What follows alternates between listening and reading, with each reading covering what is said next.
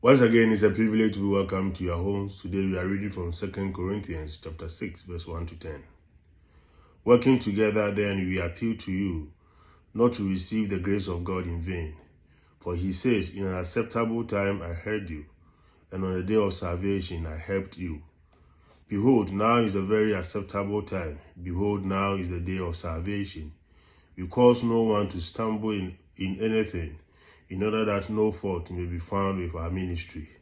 On the contrary, in everything we commend ourselves as ministers of God, through much endurance in afflictions, hardships, constraints, beatings, imprisonment, routs, labors, vigils, fasts, by purity, knowledge, patience, kindness, in the Holy Spirit, in unfeigned love, in truthful speech, in the power of God, with weapons of righteousness at the right and at the left, through glory and dishonor, insult and praise.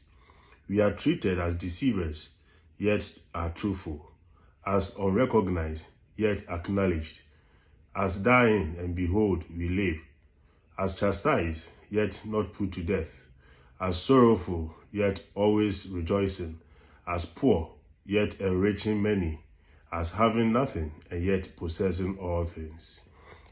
At the end of the reading, Paul speaks of himself and his colleagues as taken for purpose, though we make others rich, for people having nothing, though we have everything. From a worldly point of view, Paul had very little to show.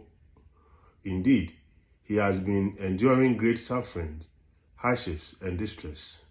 Yet in the midst of all loss, he possesses the treasure of the gospel, what he refers to as the word of truth and the power of God. He names how the power of the gospel in his life bears rich fruit: purity, knowledge, patience, and kindness, a spirit of holiness, a love free from affectation. Although poor in the eyes of the world, he is spiritually rich, and he can make others rich through his preaching and living of the gospel.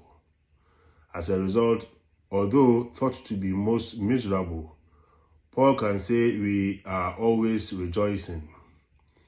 Paul's reflections invite us to ask, 1. In what do true riches consist? And 2. Where is genuine happiness to be found? The answers are certainly the Lord and his gospel. They are the only treasure worth having. Dear friends, it is in opening ourselves to the power of the gospel that we will find true happiness, a joy that is sharing in the Lord's own risen joy. Shalom. Peace.